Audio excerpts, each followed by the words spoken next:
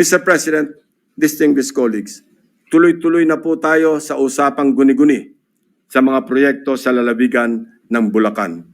Nasabi ko nga kanina ay ang pinaka-notorious sa aming mga case studies na sa ulat na rin ng mga taga DPWH officials at insiders at ilang contractors ay minumulto ng humigit kumulang 30 guni-guning proyekto. Una sa aming pinuntahan, ang siyudad ng Malolos, kung saan kitang-kita ang labis na pagbaha sa kabila ng una ng napaulat na buhos ng pondo sa probinsya. Isa sa aming binisitang proyekto ng aking team sa Barangay Calero ay ang construction of riverbank protection na may kontratang nagkakahalaga ng 77 million pesos. Ang kontraktor nito, base sa record, ay Wawaw Builders.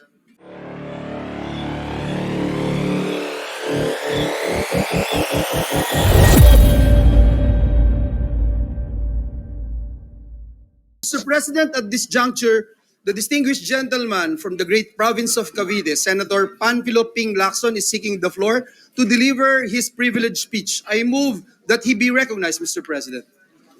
The gentleman from Cavite, the Honorable Panfilo Lacson, is recognized to deliver his privileged speech. You may proceed, sir.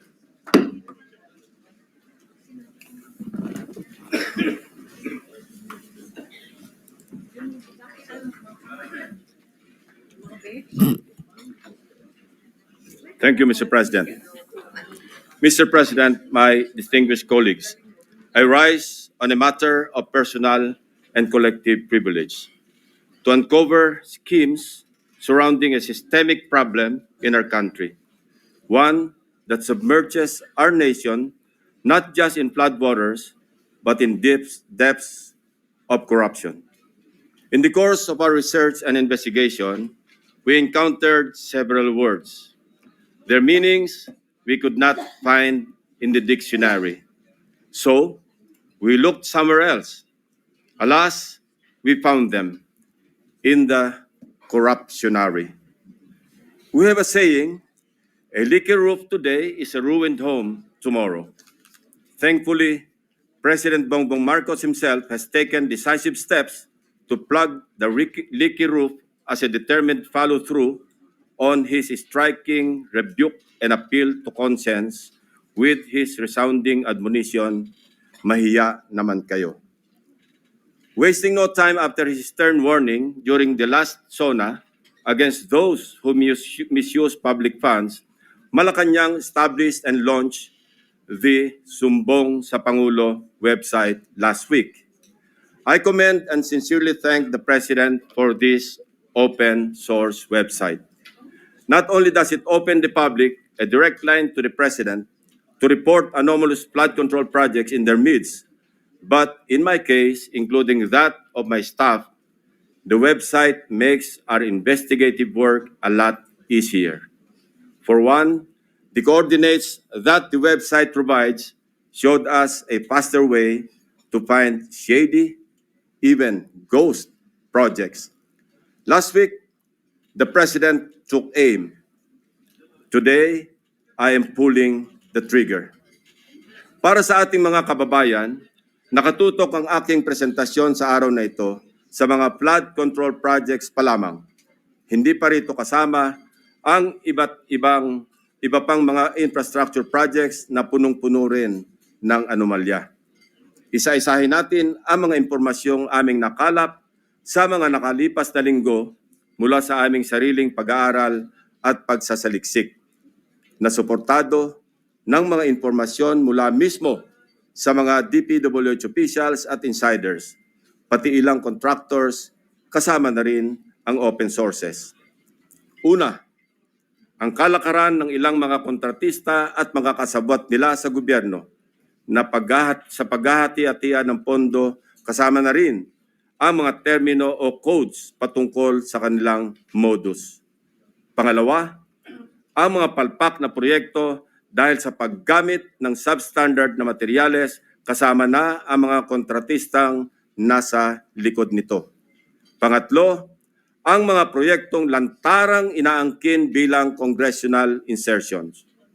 Pangapat, ang patuloy na pagbaha sa iba't ibang lugar na narating namin kahit taon-taon ay paulit-ulit na binubuhusan ng bilyon-bilyong pondo. At ang pinakahuli, ang mga tinatawag ng Pangulo na guni-guni o ghost projects na aming nahukay.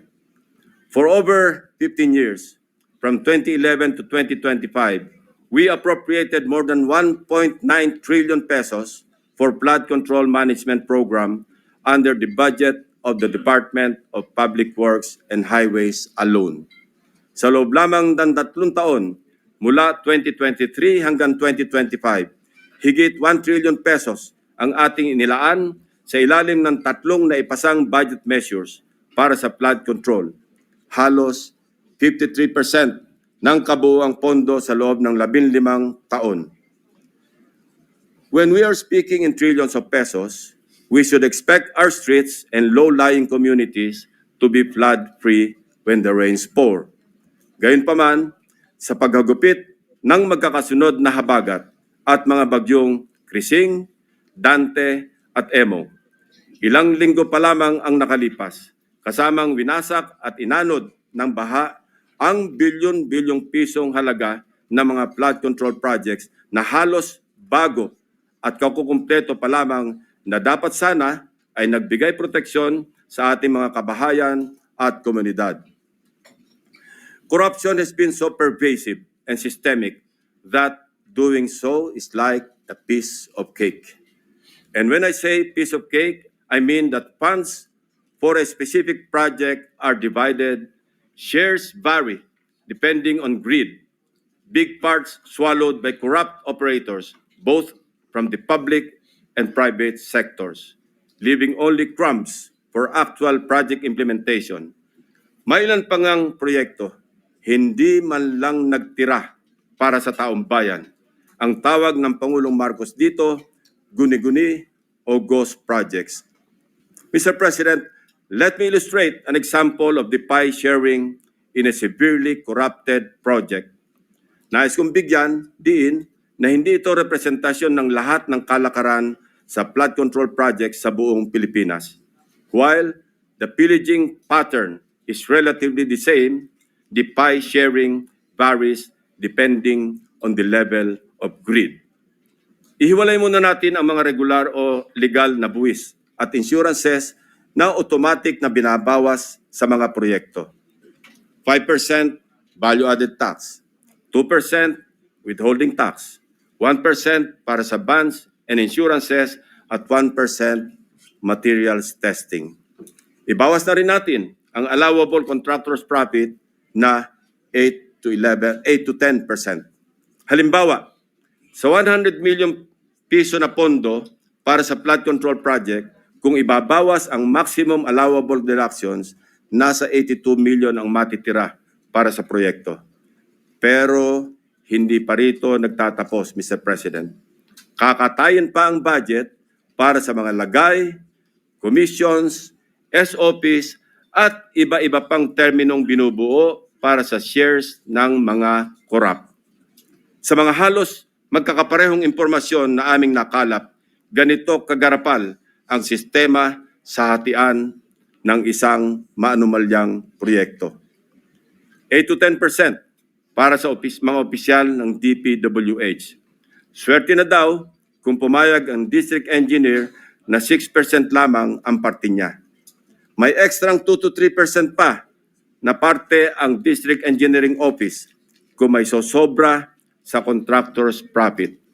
Na-compute na rin kasi ng district engineering office ang tutubuin ng contractor mula sa project at sinisiguro na nila na sosobra ito sa allowable profit para mayroon pa silang kukubrahin. Ang tawag nila rito, reseta. Reseta dahil ang presyo na itinakda ng district engineering office ay nakasulat at napagdesisyonan na. Parang gamot, Mr. President, lulunukin na lang ng contractor. 5 to 6% para sa mga miyembro ng Beach and Awards Committee or BAC. 0.5 to 1% para sa COA. Mr. President, meron pa ngayon tinatawag na passing through or parking fee na aabot sa katumbas na 5 to 6% ng pondo. Ito ang itinuturing na royalty, ang tawag sa lagay na ibinibigay sa politikong may kontrol sa distrito kung saan i-implementa o itatayo ang proyekto. Lo and behold, Mr. President, 20 to 25% ang karaniwang napupunta sa funder o project proponent na politiko. Mr. President, ang matitirang pondo para sa pagpapatayo ng proyekto ay napakaswerte ng umabot sa 40% o 40 million pesos alisunod sa ating halimbawang 100 million pisong pondo para sa proyekto. Mr. President, there is an evident pattern of this nasty distribution of public funds among crooks. Ito ay base sa mga case studies na aming pinuntahan at mususing inimbestigahan sa iba't ibang dako ng bansa, partikular sa issue ng flood control. Hindi na namin sinama sa aking presentasyon ang mga naikutan at ibinunyag na ng Pangulo. Ang malinaw na malinaw. Halos pare-pareho ang pattern kung paano minamasaker ng mga kawatan ang pondo ng bayan. Nauna na po itong iniulat ng ating Pangulo noong nakarang linggo.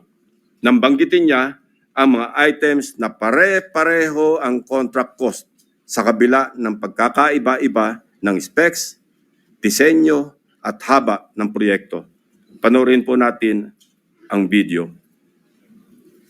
Pag sinabi, may 50 project, pare-pareho, 150 million lahat. Pare-pareho lahat. Imposible yan. It is impossible for one barangay, even if they are the next barangay, to have the exact same project to the exact same amount with the exact same contractor. Imposible yan.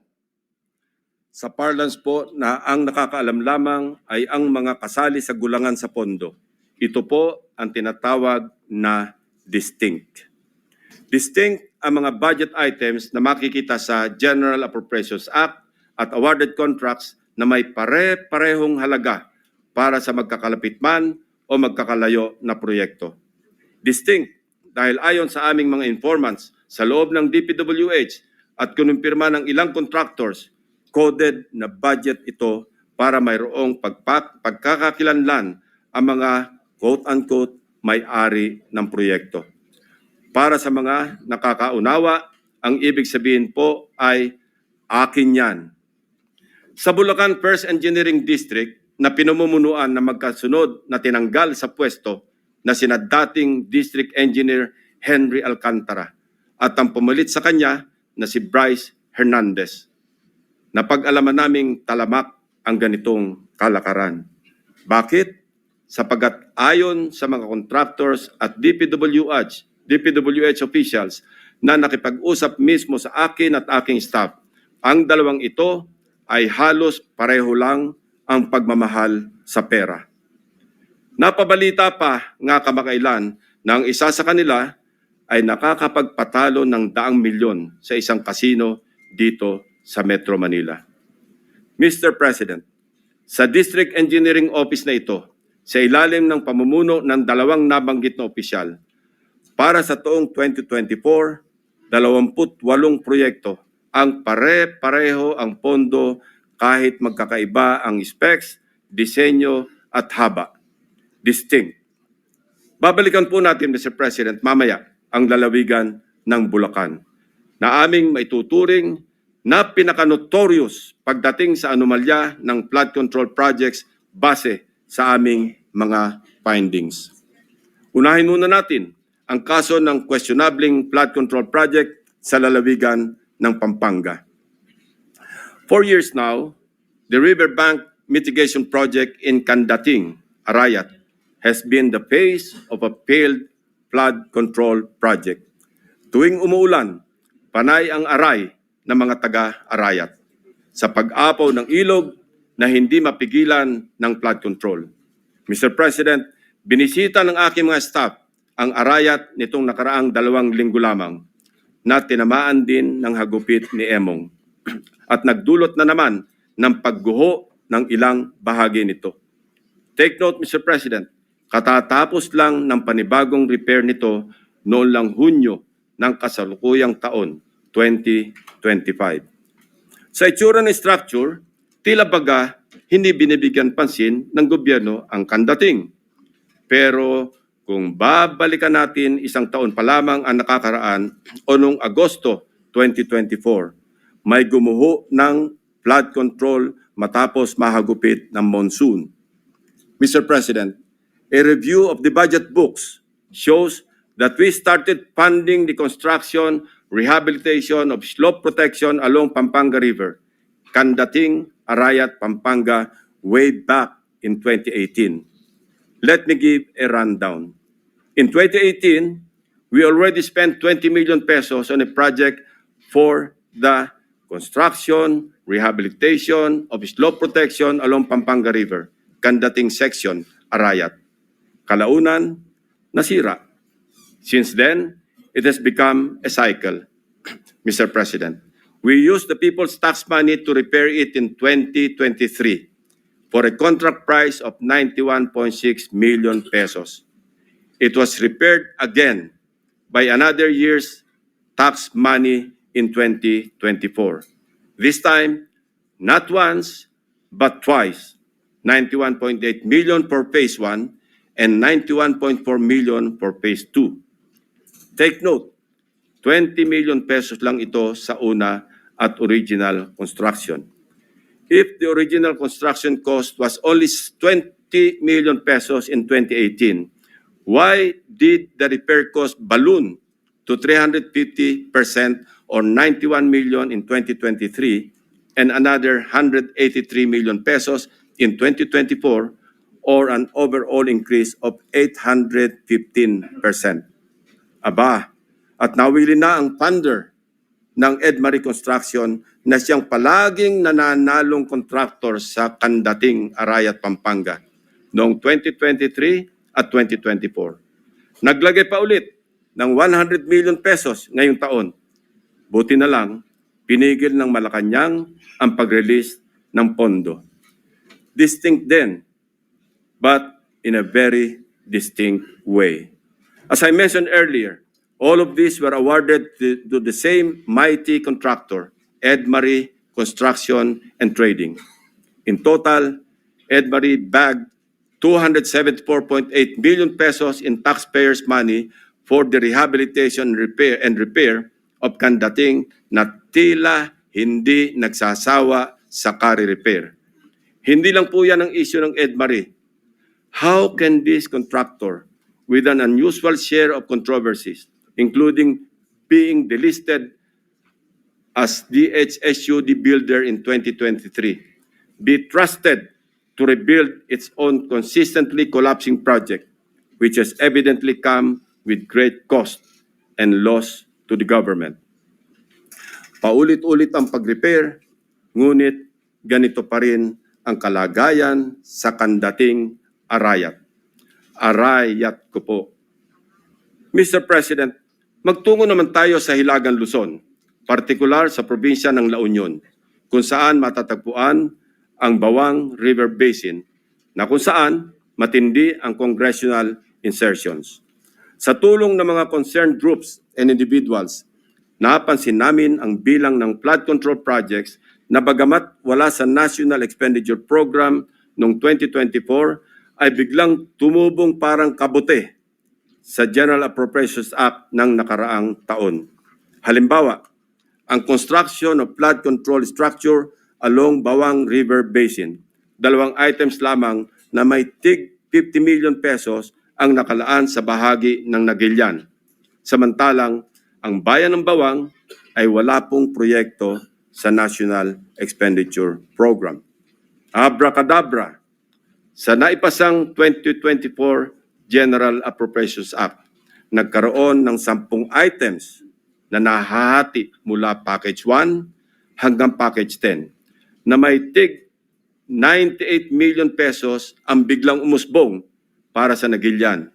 Sa kabuuan, ang 10 packages na ito ay umabot sa 967.4 million pesos. Halos 1 bilyong piso kumpara sa dalawang tig 50 million lamang sa 2024 NEP.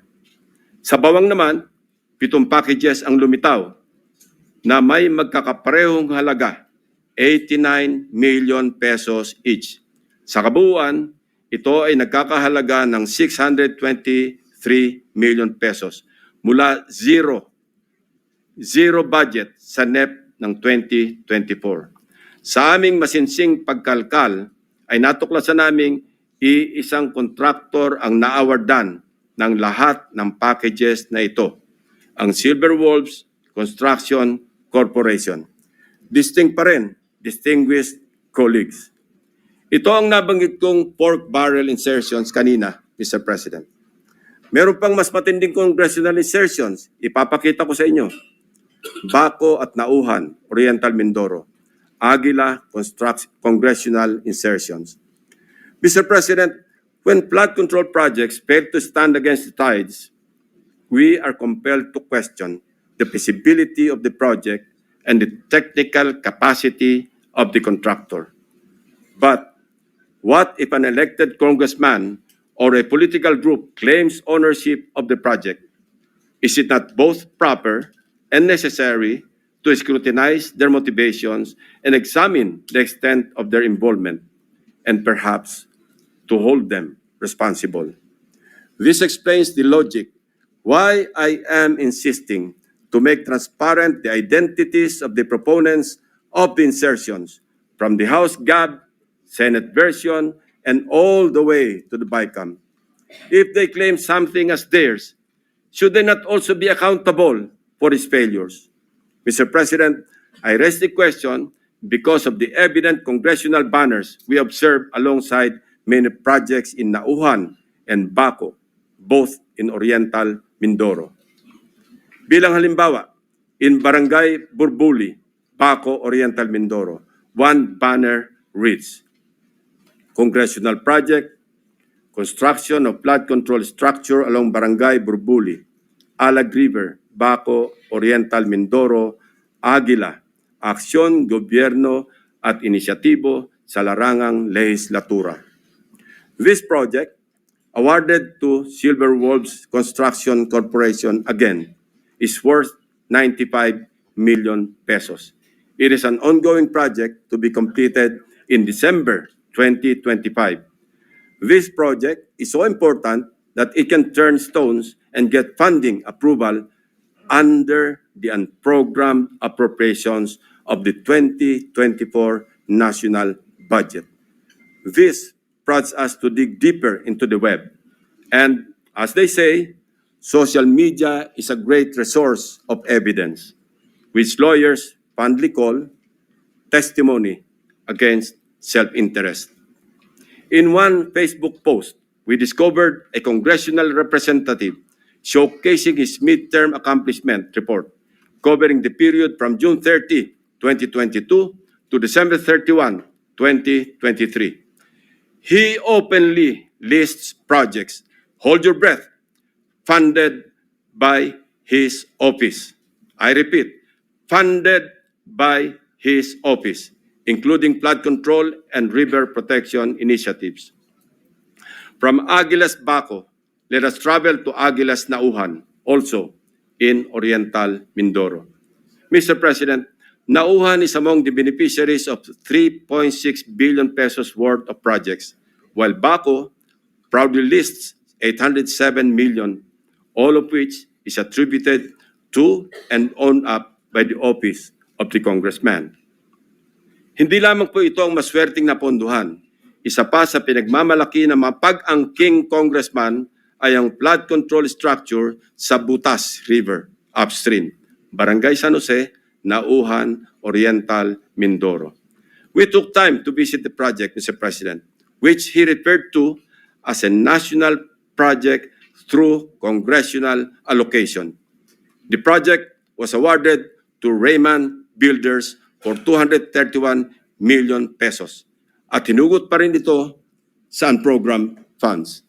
Dalawang projects na po ito ng Aguila na natuklasan naming mula sa unprogrammed funds, isa sa Barangay Burbuli at isa sa Barangay San Jose. Sa tagal ko na rin pong nagbubusisi ng pambansang budget, ang pagkakaalam ko po, masalimuot ang proseso ng paggamit ng unprogrammed appropriations under the Special Purpose Fund para mag-augment sa ilang items under the regular budget. Hindi po madaling ma-access ito. Dapat A, may excess revenue collections, or B, new revenue collections, or C, those arising from new tax or non-tax sources, or D, approved loans para sa foreign assisted projects. Mahaba din ang requirements dito, Mr. President. So, ano kaya ang taglay na agimat ni Congressman? What gives, Mr. President?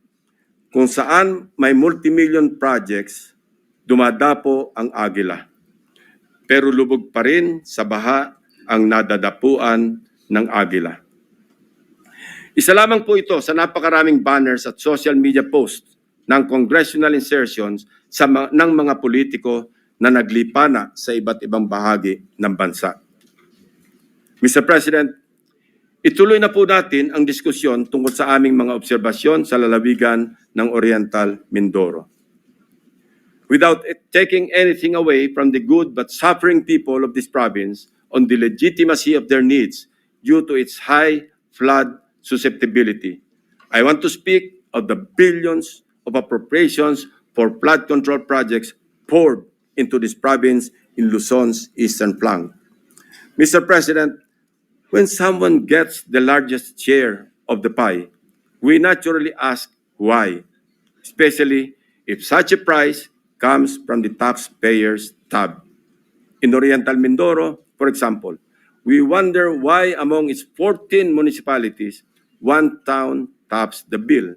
Sa pagsalo ng buhos ng pondo, nauna ang Nauhan.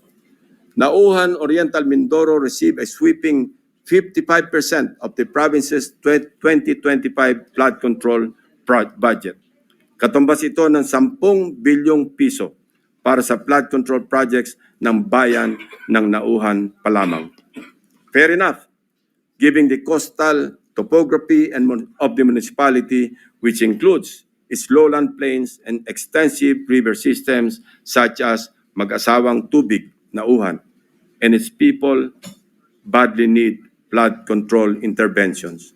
However, the magnitude of its budget allocation in the last 3 years alone, amounting to approximately 19 billion pesos and nearly doubling each year, raises concerns regarding Nauhan's curious case. Even before the provincial governor of Oriental Mindoro blew the whistle, so to speak, on what he alleged as anomalous flood control projects, we had already dug deep in our study, literally sifting through years after years of appropriations for these projects. True to form and with due diligence, I immediately dispatched my staff to Oriental Mindoro to verify the data we gathered about Nauhan and to validate the governor's claims. Mindful of political bumps we may encounter, my directives are clear. We must see no political color and remain impartial in our findings. My staff traversed Oriental Mindoro across 10 barangays to randomly check flood control projects based on the list of awarded contracts from 2023 to 2025 that we obtained from the DPWH website. The field validation came in the aftermath of the widespread flooding in the province of Oriental Mindoro during the Habagat. Una sa aming listahan ang Barangay Mulawin. Sa 70 barangay ng Nauhan, Oriental Mindoro, ang Barangay Mulawin ay nakakuha naman ng 1.9 billion pesos. Sino kaya ang makapangyarihang funder sa Barangay Mulawin? We scoured the budget books from the National Expenditure Program, the House GAB, Senate version, and GAA, as well as the DPWH awarded contracts in Barangay Mulawin. of the 1.9 billion pesos fund for 8 flood control projects, only 810 million pesos for 3 projects was included in the President's budget or NEP. The remaining 1.1 billion was inserted. I repeat, was inserted in the House version, Mr. President. Rightly so. Most of these congressional insertions were tagged for issuance of SARO or withheld by Malacanang, save for the curious case of 2 projects worth about 300 million pesos already awarded and ongoing construction with target completion in December 2025.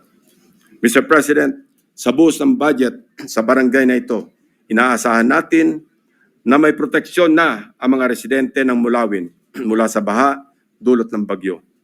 Sa kasamaang palad, habagat pa lang at hindi pa man naitalang bagyo ang tumama sa probinsya. Gumuhuna ang ilang parte ng mga diking pinaggastusan ng daang milyong piso. Inagos na rin ng tubig, baha, ang bilyong pisong danyos ng nasirang flood control.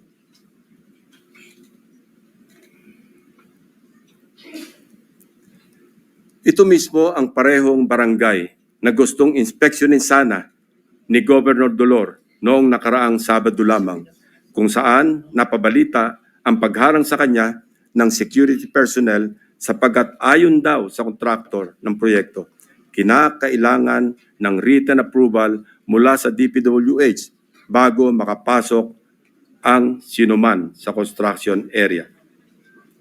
Mabuti na lamang, napuntahan na rin po ng aking team ang di umano'y restricted area na ito noong unang linggo pa lamang ng Agosto. Actually pinagbawalan din ang aking staff na lumapit sa proyekto. Pero sapat na ang kuha ng aming drone upang makita ang mga depekto ng construction dito. Na halatang gusto ng naturang kontraktor na isikreto dahil sa ginagawang paghahabol upang kumpunuhin at remedyohan ang palpak na proyekto at mapagtakpan ang kanilang kapalpakan. We are willing to submit our drone shots and other pieces of evidence to assist in the investigation and prosecution of those involved in these anomalous projects. Mula sa aming sariling footage, kitang-kita ang mga bahagi ng road dike na ginawa noong 2024 na gumuho. Ang nakikita niyong flood control project ay nagkakahalaga ng 204.8 million pesos na base sa official record ng DPWH ay completed project na nito lamang Pebrero 2025. Halos 3 buwan pa lamang ang lumipas, Mr. President. Gayunpaman, kabago-bagong proyekto, gumuho na agad ang dike dahil sa nakaraang bagyong Krising, Dante at Emo. Kasama ang lagpas 200 milyong pondo na inalaan dito. Sa kahabaan pa rin ng Bukayaw River, natagpuan naman namin ang isa sa mga congressional insertion na nagkakahalaga ng 137 million at inaasahang matatapos ngayong Disyembre. Kasabay ng hagupit ng habagat, inanod na rin ang malaking bahagi ng binubuong dike. We heard grim stories about why these structures fall easily. From the improper embankment mix of gravel, sand, and stones, sheet piles cut in half, and lower-grade reinforcement steel bars. Tinipid, sinadyang minali, at shortcut ang pagkagawa. Sad reality, Mr. President, is mayroon na rin silang standard para sa substandard. We go to another top-billing barangay, Barangay Tagumpay. Barangay Tagumpay, still in Nauhan, is another case of flood control. Sa taong 2023 at 2024, halos abot kamay na ng mga taga-barangay Tagumpay ang Tagumpay na layunin nitong maging ligtas sa mga pagbaha dahil sa halos 2.55 billion piso na pondong nilaan dito. Binubuo ito ng 10 proyekto sa paggawa ng road dike sa Mag-asawang Tubig at Bukayaw River. Sa ulat ng gobernador na bineripika ng aking mga staff, ang mga bahagi ng bilyones na proyektong ito, 2 beses na pong nasira ngayong taon. Ang pinakamalala nitong nakaraang bagyong Emong. Sa mga larawan o video nakuha ng aming team, kapansin-pansin nga naman na imbes na graba, buhangin at semento, buhangin ang laman ng structure na ito. Kaya naman, ayon din sa mga residente, sa sandaling magkabutas, mabilis na pumapasok ang tubig at kinakain ang ilalim. Sa aming pag-iimbestiga, hindi rin daw di umano masusunod o nasusunod ang dapat na lalim ng pagbabaon ng mga sheet piles na magiging suporta ng buong road dike. Isa pa sa nakita namin, ang Barangay Inarawan na dumanas rin ng pagguho ng bahagi ng river dike. Sa aming pagsisiyasat, isa ang barangay na ito sa pinakamaraming buhos ng proyekto noong 2023 at 2024. Tumabo po ito ng 1.764 bilyong piso para sa construction ng road dike sa kahabaan ng Mag-asawang Tubig. Sa lahat ng proyektong nilaan sa Barangay Inarawan, tanging ang SunWest Incorporated ang nakakopo ng mga proyekto. Ito ang kontraktor na una na nating narinig sa ulat ng Pangulo bilang pangwalo sa mga kontratistang nakakuha ng pinakamarami at pinakamalaking kontrata sa flood control.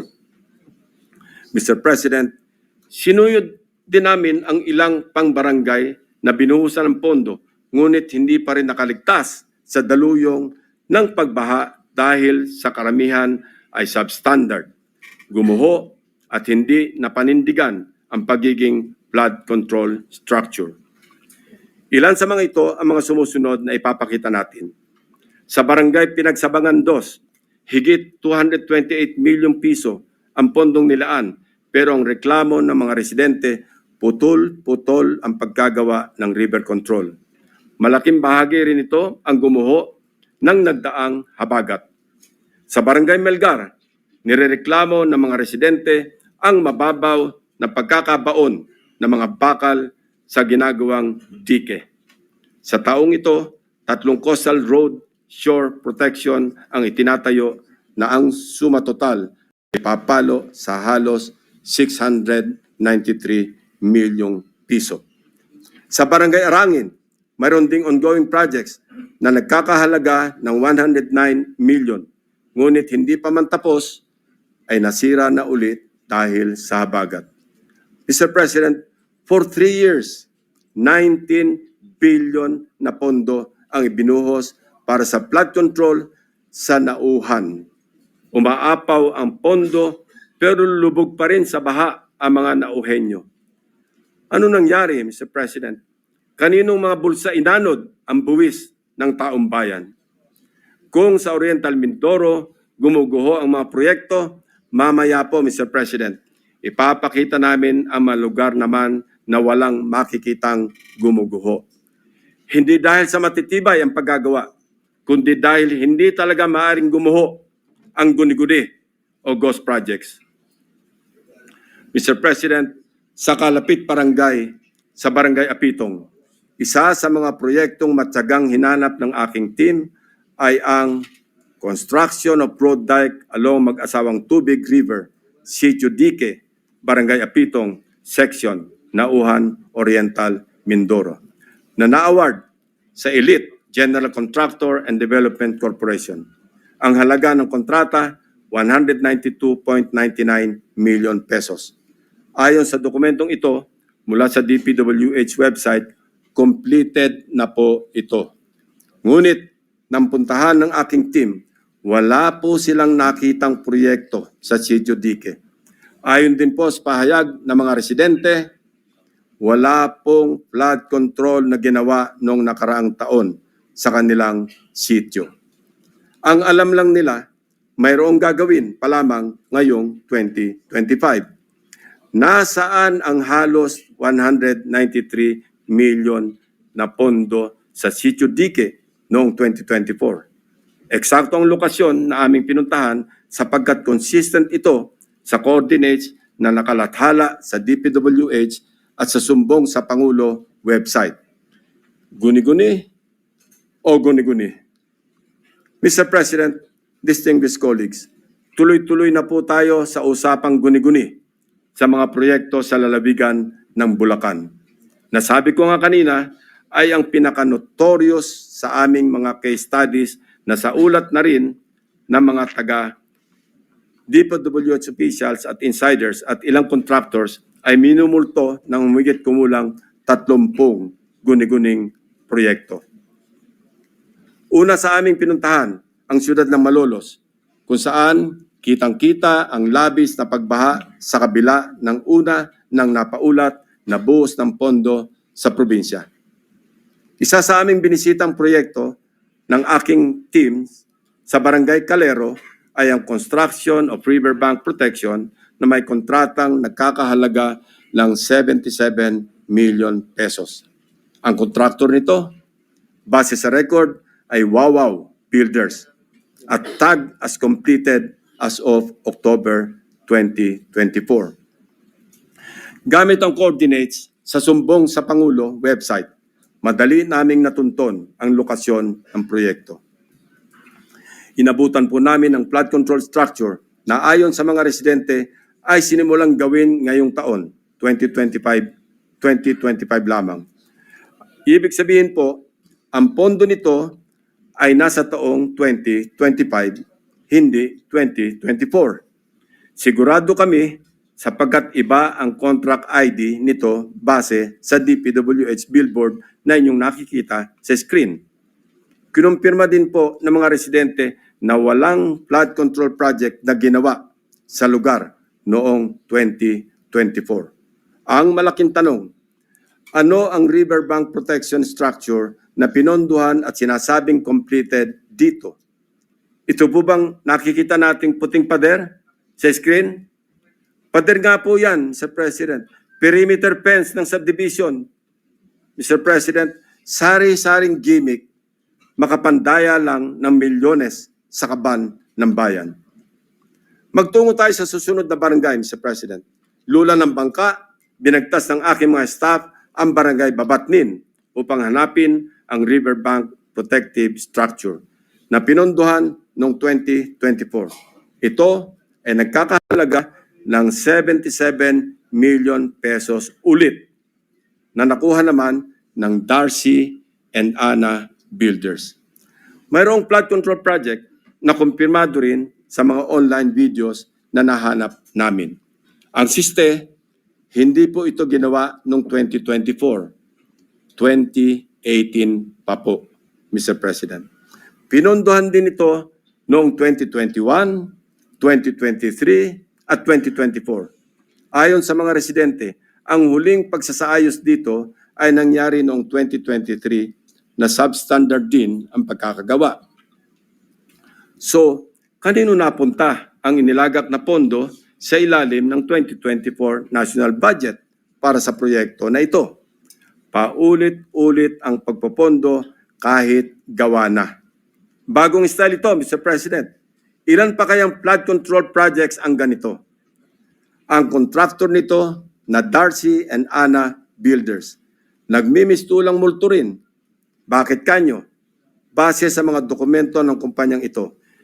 Ito ay isang negosyo na rehistrado sa ilalim ng sole proprietorship at may address sa Cardona, Rizal. Sa pamamagitan ng simpleng pag-search sa Google Map, ay madaling makita ang gusali kung nasaan ang nasabing negosyo. Subalit, nang puntahan ng aking team ang address, ang kanilang inabutan ay gym at e-payment store sa halip na construction company. Wala na rin ang signage ng Darcy and Ana Builders sa dating nakakabit sa building. Maya-maya, ipapakita pa namin ang mga natuklasan naming proyekto na gawa o dapat ginawa ng nawawalang Darcy and Ana Builders. Sinunod din po natin ang ilang barangay sa Hagonoy, Bulacan, na hanggang ngayon ay lubog pa rin sa tubig baha, Mr. President. Gamit ulit ang sumbong sa Pangulo website, hinugot namin ang exact grade coordinates ng proyektong aming nakita para tiyakin na sakto ang lokasyon kung saan tayo napadpad.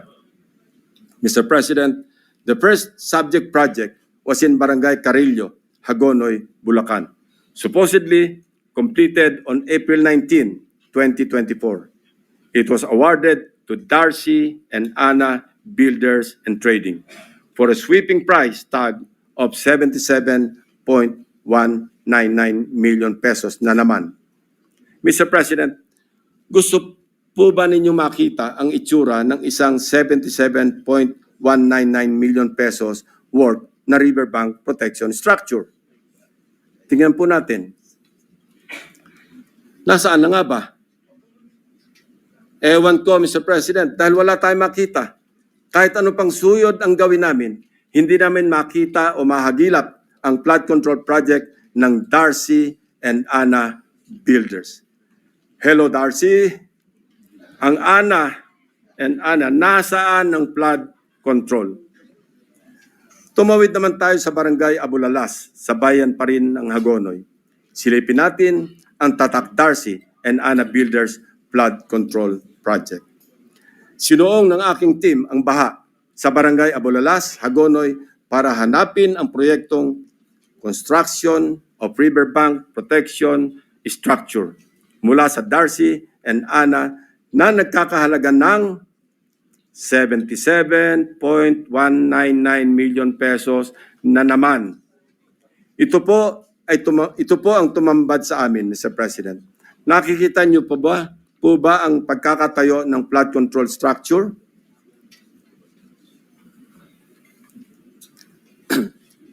Hindi niyo po talaga makikita, my dear colleagues. Guni-guni lang kasi ang flood control structure o riverbank protection kung saan dapat nakatayo ang Darcy and Anna project. Iba rin ang kaso sa Barangay Iba. Tinungo namin ang proyekto Riverbank Protection Structure sa Barangay Iba ng Wawaw Builders na natapos na dapat noong Oktubre 2024.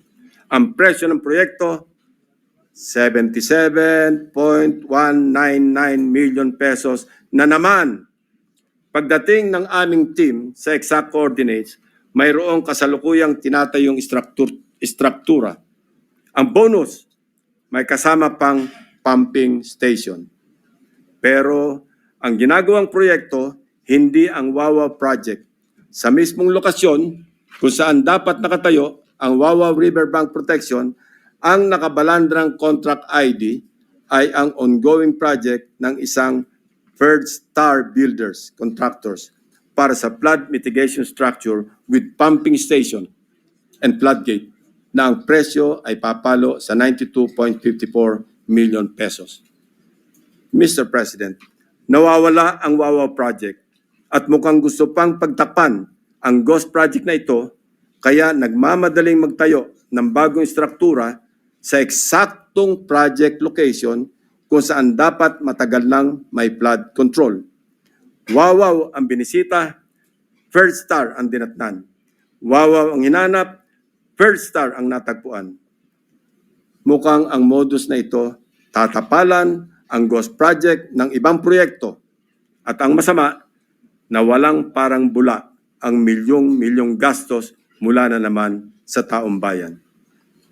Sa Barangay San Nicolas naman, iba ang forma at hulma ng ghost project.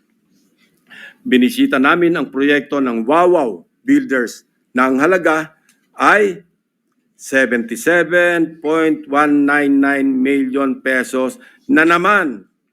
Ang nasabing proyekto, sinimulan daw noong Pebrero at natapos noong Disyembre 2023. Pero sa aming pagsisiyasat, 2017 pa lamang ay mayroon ng flood control sa lokasyong tinuro kung nasaan ang Wawaw project. Makikita rin sa historical imagery ng lugar na walang nabago simula pa noong 2017. So, anong tinayo ng Wawaw Builders noong 2023? Eh di wala. May guni-guni na naman sa barangay San Nicolas. Wow na wow ang wawaw. Mr. President, makikita natin ang iisang pattern ng mga proyektong guni-guni ng Darcy and Ana at Wawaw Builders sa Barangay Carillo, Abulalas, Iba, at San Nicolas, First Engineering District ng Bulacan. Pare-parehong contract price, 77.199 million pesos. Pare-parehong riverbank protection structure, pare-parehong guni-guni. Very distinctly ghost projects. Ang mga taong nasa likod ng scheme na ito or scam na ito ang dapat ipinampupukpok sa pagbabaon ng mga seat files. Hindi ito kababalagan, Mr. President. This is well orchestrated by an organized network of people who abuse their power. May isang grupo sa loob ng First District Engineering Office ng Bulacan na kilalang sindikato ng mga substandard at ghost projects. Ang kanilang modus, manghihiram ng lisensya sa mga suki nilang contractors. Gamit ang lisensya ng contractors, sila na ang mag-implement ng proyekto. O kung hindi man, magpoproseso ng mga dokumento para lumabas na completed na ang mga ghost projects. My office is willing and ready to provide the names of the members of this well-organized syndicate inside the Bulacan First District Engineering Office, including probable witnesses to testify against them if and when the appropriate authorities will open a formal investigation into these morally wicked schemes to defraud our people of their hard-earned taxpayers' money. For the information of the body, inikot at siniyasat din po namin ang ilang mga proyekto sa Kabikulan, Davao Peninsula, Western Visayas at Central Mindanao. Kasalukuyang ginagawa pa ang validation ng aming findings para sa mga susunod na investigasyon. Mr. President, my distinguished colleagues, we all heard President Marcos Jr. in his rare, exasperated, confrontational tone during his fourth SONA last July 28. Pinalakpakan natin siya ng malakas nang sabihin niya sa ating harap-harapan sa plenaryo ng Batasang Pambansa, mahiya naman kayo. And rightly so, since he also said in the same SONA that he witnessed firsthand how the floodgates of corruption have swung wide open in many areas he personally inspected. He saw defective flood control projects, obviously built with substandard materials or not built at all, wasting hundreds of billions of pesos in taxpayers' money, drifted away and down the drain. And all this, Mr. President, went straight to the pockets of the insatiably greedy, so vile, so greedy, and corrupt to the core politicians, DPWH officials, and contractors, conniving among themselves, unmindful of the lives lost and the properties destroyed, all for their lust for money. This humble representation just confirmed with sordid details what President Marcos announced in the launching of the Sumbong sa Pangulo website, which greatly helped us in tracking and monitoring the status of the non-existing but fully paid flood control projects. Mr. President, distinguished colleagues, we can do our part in leading the way under your leadership and the cooperation that each and every one of us in this august hall to set the example in good governance. We can start with an honest-to-goodness and fully transparent deliberation of the 2026 National Budget Measure that will truly represent the hopes and aspirations of our people for a better Philippines. Sa isang taon, wag naman sana nating marinig na mapagsabihan tayo na mga walang hiya kayo. Sa haba at lawak ng aming pagsisiyasat, may mga gustong magsalita at tumulong. District engineers na napipilitang ipa-implement ang mga binagsak na project sa kanilang distrito na hindi naman sila ang nagplano kaya hindi naisama sa National Expenditure Program. Subalit, dahil nagmula sa mga insertions ng mga tinaguriang funders sa Kongreso, mga contractors na kapit sa patalim dahil sa bulok na sistema ng talamak na lagayan, tali ang mga kamay dahil sa kanilang pakikisama nakasalalay ang kanilang hanap buhay. At higit sa lahat, mga taong bayan na nais ipaabot ang kanilang hinaing. Madami din sa mga nakausap namin ang handang pangalanan ang mga tiwaling opisyal ng gobyerno na tunay na nasa likod ng mga milagro sa flood control. Ang halos nagkakaisang tanong nila na mahirap kong saguting mag-isa. Sagot ba ninyo ang kaligtasan namin at sigurado bang tuloy-tuloy ang laban hanggang sa dulo o habang mainit lamang ang issue na ito? When few good officials or regretful men are willing to speak truth to power, they must be heard. They must be seen. They must be protected. The depth of corruption has become so overwhelming that it drowns us in our sad reality. More than flood control, what the Filipino people badly need to see is grid control. Thank you, Mr. President. Thank you, Senator Lacson.